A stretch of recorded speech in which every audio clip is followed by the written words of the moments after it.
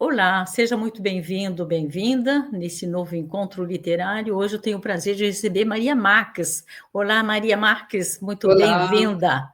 Eu muito obrigada, muito vou te colocar obrigada, em maior aqui. muito Beleza. obrigada. Pois é, vamos lá, vamos falar do teu livro, das entrelinhas, né? Mas eu queria Uhum. antes falar de você, para quem não te conhece, né? Eu vou te colocar aqui a capa do livro, enquanto isso eu vou te apresentar. Você é carioca, depois de uma formação em psicologia, decidiu conhecer o mundo antes de fixar uma profissão, né? Chegou na França aos 26 anos, depois de circular pela Europa, né? E depois você vai nos contar porque você ficou aqui na França desde seus 26 anos, porque pela língua, né? Então você vai dizer depois por que essa língua é diferente e te agradou bem. Então você tem chegando aqui, você fez um master em tradução especializada pela Sorbonne Nouvelle, você é profissional autônoma desde 1996, tem uma sólida experiência na tradução e adaptação de textos editoriais de comunicação corporativa para clientes franceses e suíços, além de lecionar em 2013 e 2022 no Master de Tradução na École Supérieure d'Interprète de Tradução. Desculpa. Você publica regularmente artigos sobre tradução francês-português. Agora, seu primeiro livro, Nas Entrelinhas, Guia Prático de Tradução Francês-Português. Editado pela Longarina, vocês estão vendo na tela. Em 2024, você tem trabalhado nesses últimos meses na comunicação do livro.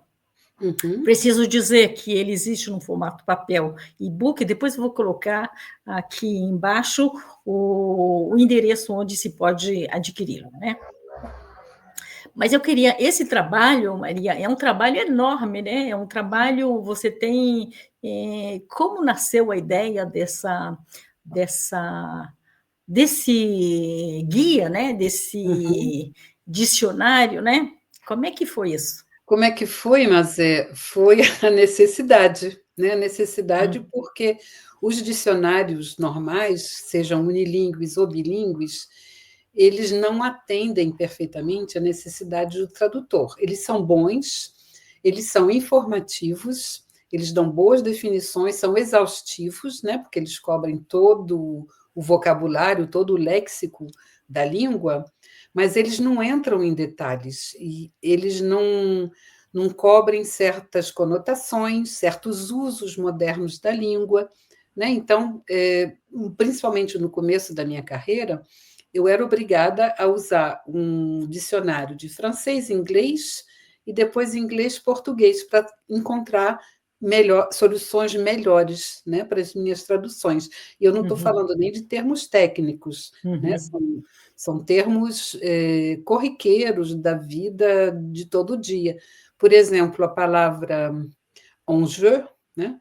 Enjeu a gente sabe que é enjeu em jogo, né? Alguma coisa, se a gente olhar no dicionário, Larousse, Robert, a gente vai ver que é o que a gente pode ganhar ou perder num jogo, num empreendimento, né?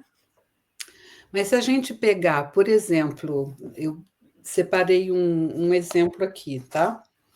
Um título que diz L'ergonomie, un enjeu pour la productivité. Como que a gente vai encaixar, né, num título? O título tem que ser sucinto, tem que ter impacto, né? Como que a gente vai encaixar essa ideia de uma coisa que a gente ganha ou perde, né? Então, a solução que eu proponho, que eu sugiro é ergonomia, um elemento decisivo para a produtividade. Então, é uma interpretação e dá conta do sentido e dá conta da ideia do título, né? Maravilha. A gente vai colocar agora há pouco um exemplo na tela para que as pessoas possam visualizar como é que você Certo. Isso trabalhou, foi né? só um exemplozinho. Mas eu Então, queria saber. o que eu queria dizer é que, diante dessa escassez, eu arregacei a manga, né? Porque não tinha jeito, aí, quando não tem, a gente faz, né? Com certeza, maravilha. E quanto tempo durou esse trabalho de escolher, né? De escolha e de trabalho enorme, mil Olha, e um verbete, né? isso, 1001. Uhum, Olha, essa brincadeira deve ter durado uns 15 anos, uhum, ou até mais, porque bem no início eu criei um glossáriozinho pessoal, né, justamente para suprir essa falta de dicionários. Então, se eu considerar isso, foram quase 20 anos. Né? Claro uhum, que certos períodos eu trabalhei mais, outros menos, uhum. em função da minha disponibilidade, porque eu tinha que ganhar minha vida, né? Eu tinha Não é? contas para pagar. E a pandemia ajudou um pouquinho também, porque todo Uhum, mundo, né, foi obrigado a ficar em casa. Então, foi isso. Então, uns 15, 20 anos por aí. uhum. E como foi? Imagino que você não tenha 1001, você devia ter muito mais, né? Então, Pois é, teve que fazer uma escolha. Como é que foi? exato. Na verdade, sempre que eu tropeçava, né, numa palavra, nas minhas traduções, ou quando eu via meus estudantes também na Sorbonne Nouvelle, ou colegas, a gente comentava das minhas leituras, eu ia anotando. Então, eu tenho uma lista de quase 2.000 termos, né? Uhum, E depois, para fazer esse afunilamento aí, porque você imagina, são uhum, 536 páginas, já é um uhum, tijolo, uhum, se fossem 2.000, ia ser um tijolão, né? Então, eu fui, assim, de uma forma meio, vamos dizer, empírica, pela minha experiência, eu fui avaliando o que podia ser mais útil para os tradutores, para os professores, os estudantes e qualquer pessoa, na verdade, que tenha curiosidade pelos bastidores um pouco da língua, né, para saber o que tem uhum. por trás daquela simples definição de um dicionário. Né? Beleza, então vou colocar uma aqui na tela para que você comente, né, um dos verbetes que você escolheu, Tá né? bom. Primeira coisa, talvez muita gente já vá perguntar, mas maigre, né, é um dicionário, vamos dizer assim, de dificuldades de tradução. Por que ela colocou maigre? Né? Uhum, Maigre é magro. Né? Eu uhum. vou explicar daqui a pouquinho. Primeiro, eu queria falar um pouco só da organização gráfica. Isso. Né? Primeiro, tem esses círculos, né, essas bolotinhas aí. Esses são as sugestões de tradução que eu dou. Né? Às vezes tem só uma e às vezes Uhum, tem várias. Aqui tem duas, são dois campos semânticos diferentes. Né? E as sugestões de tradução estão em ordem alfabética e em negrito eu coloquei as sugestões que são mais abrangentes, né, que refletem mais a ideia central do verbete. Depois, aqueles triangulinhos ali, né, como uma flechinha, eles são os exemplos. Todos os 1001 verbetes têm exemplos, pelo menos um, na maioria dos casos, dois, três, quatro por aí, né, conforme a necessidade. Sempre tem a frase em francês, em itálico, e depois a tradução com o negrito também para assinalar onde está a sugestão de tradução. Então, se a gente lê o primeiro exemplo, onde tem o primeiro triângulo, cette actrice est vraiment maigre. Então, nessa frase, eu sugiro magra demais, esquelética, franzina, pele e osso. E E aí, você dá várias opções, né? isso. E aí muita gente talvez pergunte, mas esquelética, Maria exagerou um pouquinho, Uhum, pesou a mão, porque magra não é esquelética. E aí é uhum, que vem a tal da estrelinha. Né? uhum. As estrelinhas no livro, elas dão, vamos dizer assim, uma informação a mais sobre a palavra ou expressão. Pode ser, por exemplo, o registro, né?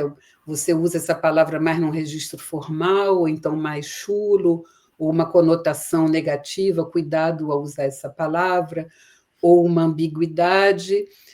Nesse caso aqui, eu explico um pouco por que tem esse sentido um pouco diferente do português.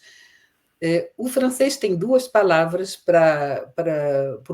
dois adjetivos para expressar a magreza, que é maigre e mansa. Maigre, em geral, é uma coisa mais, digamos, negativa. Deixa eu dar uma lida aqui, se eu conseguir. Então, quando usado para descrever uma pessoa, maigre é mais forte do que magro, designando, em geral, alguém que tenha as costelas aparentes, que esteja bem abaixo do peso. Para se referir a uma pessoa magra no sentido de esbelta e elegante, os franceses usam o adjetivo mansa. Então, é por isso que eu chamo a atenção. Esse tipo de coisa, mas a gente não encontra nos dicionários, Com entendeu? certeza, é valioso, né?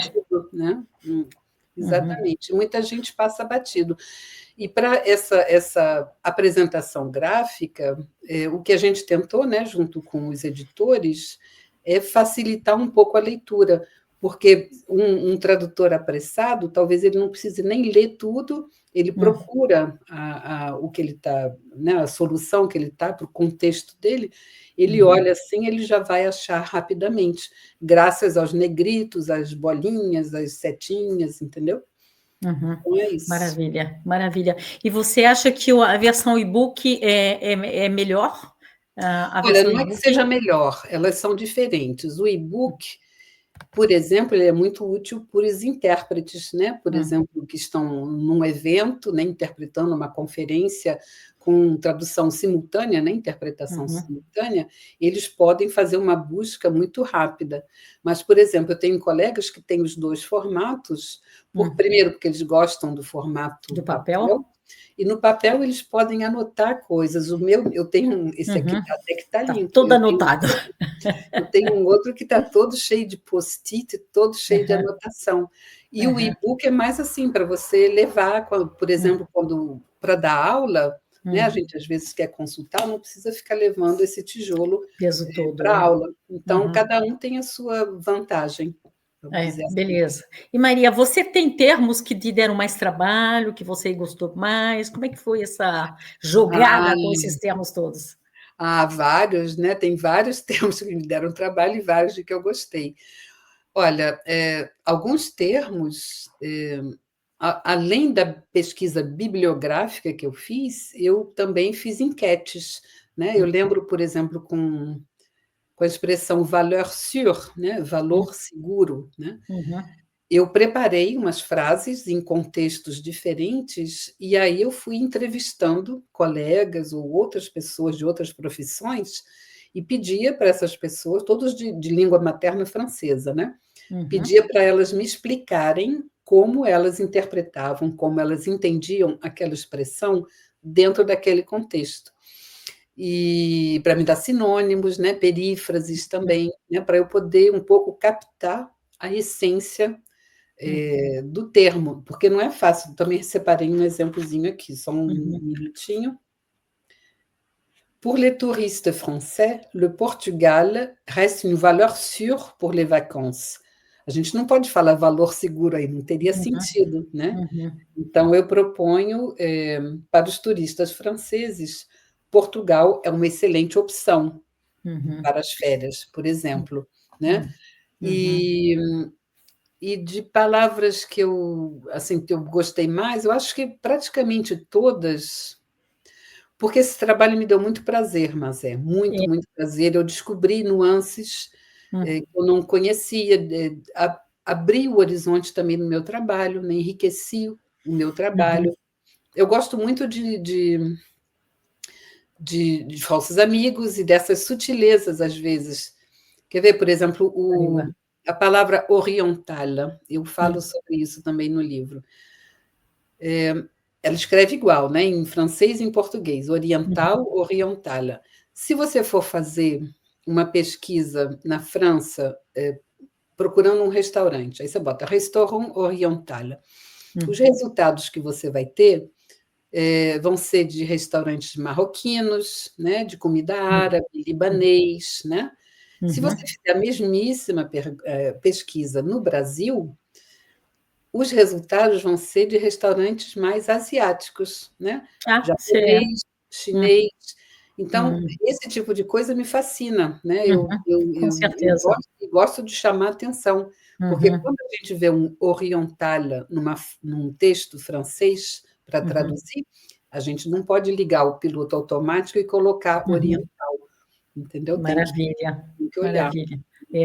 É. Maria, você, como é que eu queria ver você falou de português agora, eu lembrei da questão sobre, você trabalhou em direção ao Brasil, né? Tradução francês para o português do Brasil, mas o português, o tradutor de Portugal também pode utilizar o teu livro, não é? Claro, claro, quer dizer, na minha modesta opinião, sim, porque na verdade não é como um livro de receita, né, que você Hum, vai lá. Às vezes sim, né? Às hum, vezes tem um tradutor, abre o livro, procurou, achou exatamente e imediatamente o que estava procurando. Mas às vezes são só pistas que eu dou, né? São só hum, sugestões, e aí o tradutor, claro, que tem que pensar em função do contexto que ele tem diante dele, e aí ele vai encontrar. Eu tenho muitos colegas de língua materna espanhola, né? Espanhóis, argentinos, colombianos, que compraram o livro porque a proximidade entre o espanhol e o português é suficiente para que o livro ajude hum, também para tradutores de espanhol. Então, é claro que o português também, os tradutores de português europeu, né, angolanos, moçambicanos, também podem tirar benefício, né, desse uhum, livro, claro. uhum. Maravilha. E a tradução, interpretariado, sobretudo a tradução, é um trabalho solitário? Como é que você sente esse trabalho? Você disse que foi lá, buscou, pesquisou, é uma coisa que te deu aberturas, né, em vários Sim. outros caminhos, mas a tradução no cotidiano, no dia a dia, é um trabalho solitário ou não? Olha, já foi, né, já foi em priscas eras muito solitário, mas mesmo antes da explosão, vamos dizer assim, das redes sociais, sempre existiram e existem associações e grupos formais ou informais de tradutores que promovem cursos, conferências, encontros para os tradutores se encontrarem, conversarem, trabalharem juntos, trocar ideia. E isso traz muito benefício, né? Tanto para os tradutores, como para os clientes, estudantes, professores. Eu sou muito grata a todas as associações da qual eu faço parte, a SFT, por exemplo, Société Française de Traducteurs. Eu encontrei pessoas brilhantes com quem eu aprendi muitíssimo, e é isso. Essa troca, não é solitária. A gente, quando trabalha ali, trabalha sozinho, mas aí Uhum. depende muito da personalidade da Como é que pessoa, né? você se vira? Mas Uma não outra é coisa que eu queria solitário. Não. Uma outra coisa que eu queria te perguntar é você é brasileira, você traduz do francês, esse trabalho é do francês para o português, né? É uma Uhum. decisão tua ou você acha que quando você é brasileiro, você é de uma nacionalidade, de uma língua, traduzir para o francês, por exemplo, seria difícil, impossível ou não? Olha, na tradução tem um princípio meio ético, subentendido, não está escrito, não é uma lei, né, na qual a gente tem que obedecer, mas é meio um princípio subentendido de que a gente só traduz bem para a língua materna, tá? A língua na Uhum, qual a gente foi escolarizado, não é a língua da uhum, mãe, mas a uhum, língua em que a gente foi alfabetizado e escolarizado. Essa Esse princípio é mais ou menos respeitado conforme o país. Aqui na França, eu acho que é bem respeitado. No Brasil, menos. Né? No Brasil, todo mundo traduz para todas as línguas. É, eu sigo essa regra não por obediência, porque não é uma lei, mas é porque uhum, é o que eu sinto. uhum, Eu sei que eu falo bem francês, porque já tem muito tempo que eu morei durante muito tempo na França, né, já. uhum, Então, mas quando eu traduzo para o francês, acontece de vez em quando, eu sei que o que vai me atrapalhar não é nem o vocabulário, nem nada, são pequenos detalhes. uhum. Vai ter um sotaque meu na tradução. eu vou levar mais tempo, então não é interessante para mim, nem economicamente, nem. Quer dizer, intelectualmente sim, mas não é Uhum, muito interessante. uhum. Mas, É assim, é, Maria, que uma última pergunta, que a gente está nos chega, 20 minutos. tá Eu bom? queria, você então chegou na Europa, circulou na Europa e decidiu ficar na França, disse que foi pelo amor à língua, né? E você que conheceu tantas outras, o que que o francês tem de especial para você? Olha, eu não conheço tantas outras línguas, mas foi, eu acho, uma história de amor intelectual. A música também, né? De sensação, de sentimento. A música do francês sempre me fascinou, e eu acho que foi isso que fisgou um pouco e me deu vontade de ficar, né? Eu agora estou fazendo o caminho contrário, né? Eu estou indo para o Brasil, quer dizer, só estou resolvendo umas pendências aqui na França ainda, mas em pouco tempo eu já vou voltar para minha casa no Brasil, mas vou voltar sempre aqui porque meu coração, mais da metade da minha vida eu passei aqui, né? Então a gente deixa um pouquinho das raízes aqui, né? Uhum, uhum. E você volta porque aposentou, ou a gente, quando você faz esse trabalho, você não aposenta nunca, ou é para divulgar melhor o livro? Não, nenhuma dessas razões. Não dá nem para explicar, mas É foi muito. realmente as raízes brasileiras que me puxaram. Já tem uns Uhum, anos que eu estou pensando nisso, e há uhum, uns anos que eu já estou mexendo os pauzinhos para voltar. Eu já uhum, tenho uma residência lá, agora realmente só falta fechar a vida aqui, né? Porque foram quase 40 anos morando na França, e isso a uhum, gente não pode, né, passar uma chave e ir embora, tem que um monte de providências para tomar, né? uhum. Mas não, o livro eu continuo divulgando por aqui, eu continuo trabalhando, né?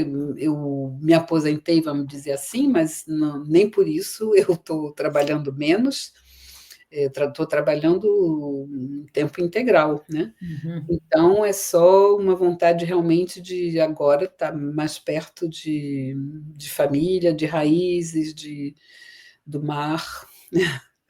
O mar faz bem para o carioca, né? Então, Maria, muito obrigada por esse papo, essa conversa, né? E a gente vai Obrigada. colocar aqui embaixo as coordenadas da editora para que o público possa ir vendo, né? E muito obrigada e boa mudança, não é? E a gente se vê Uhum. pelo Brasil por aqui. Até Certo, mais. muito obrigada. Muito, muito obrigada. Um abraço, tchau, tchau.